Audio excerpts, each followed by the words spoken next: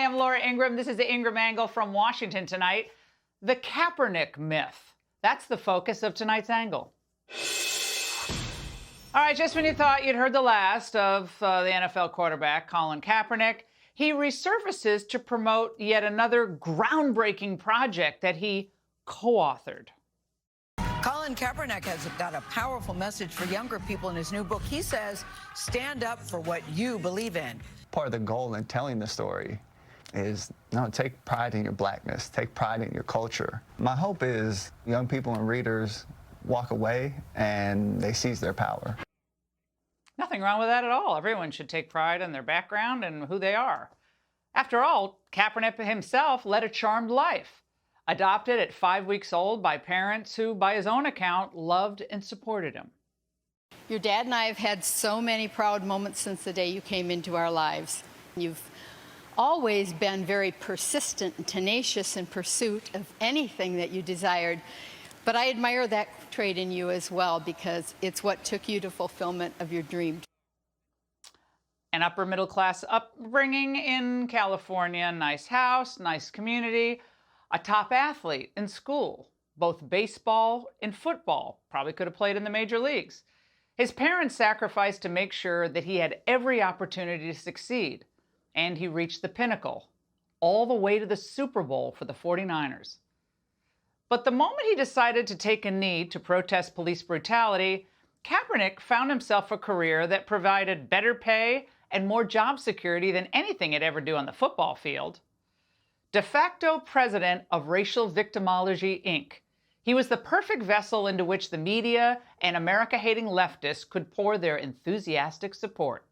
The offseason for Colin Kaepernick looks much different these days. The 35-year-old has a nonprofit, a publishing company, and media projects, including a docuseries on Netflix and an upcoming documentary with director Spike Lee. That is some big bank. And if it means throwing your parents under the bus to promote your comic book, then why not? It's his true high school coming-of-age story, his journey embracing his blackness, despite resistance from many, including his white adoptive parents. I know my parents love me, but there were still very problematic things that I went through. I think it was important to show that, no, this can happen in your own home, and how we move forward collectively while addressing the racism that is being perpetuated. Now, the comic book shows young Kaepernick becoming a fan of NBA star Allen Iverson and wanting to emulate his on-court look. Teenage Kaepernick wanted cornrows to match. He's getting what roles, his mom asked? Oh, your hair's not professional. Oh, you look like a little thug. Your mom said that to you? Yeah. And those become spaces where it's like, okay, how do I navigate this situation now? Is that what you say as a teenager? How do I navigate the situation? Who knows what happened in his house or what his parents said? But there's only one reason why that little drive-by anecdote about his hair was included. It was to sell Kaepernick ink. But at some point, they're going to run out of victim myth material. He'd already dramatized the entire scene in his Netflix special. You have to cut your hair if you're going to stay on the team. Truth be told, you do look unprofessional. You're cutting your hair, Colin. I don't want to. Too bad. Why? We told you, it's a team rule. But why? Because you look like a thug. What?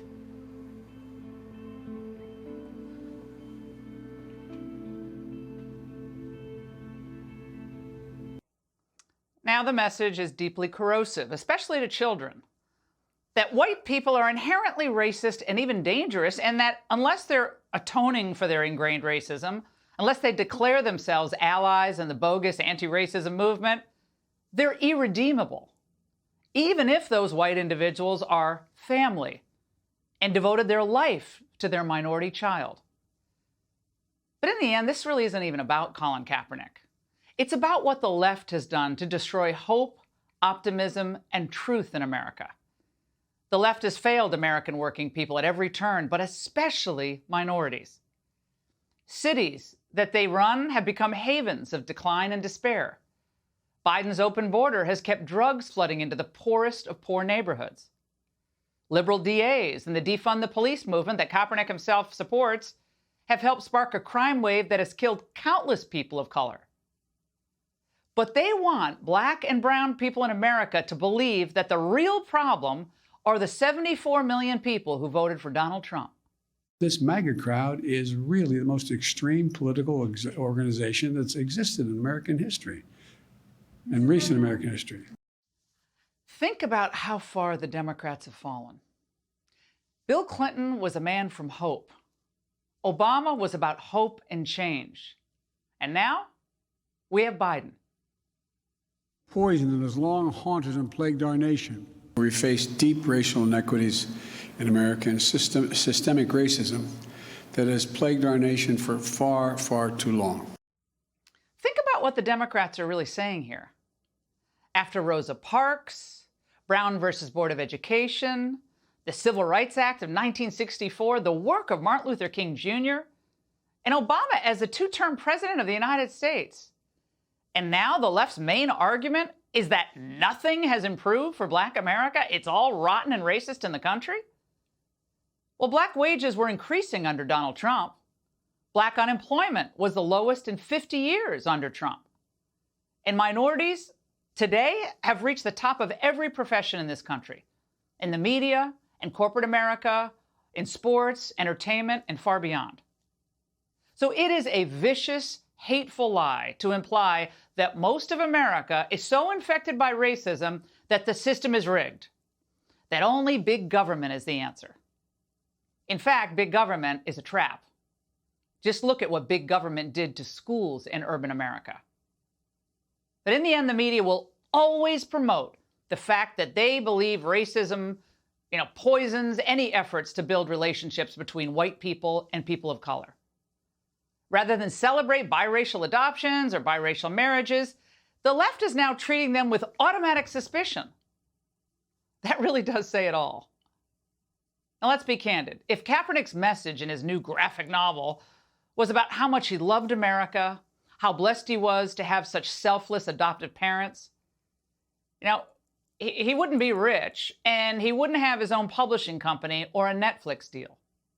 And that's the angle. Hey, Sean Hannity here. Hey, click here to subscribe to Fox News YouTube page and catch our hottest interviews and most compelling analysis. You will not get it anywhere else.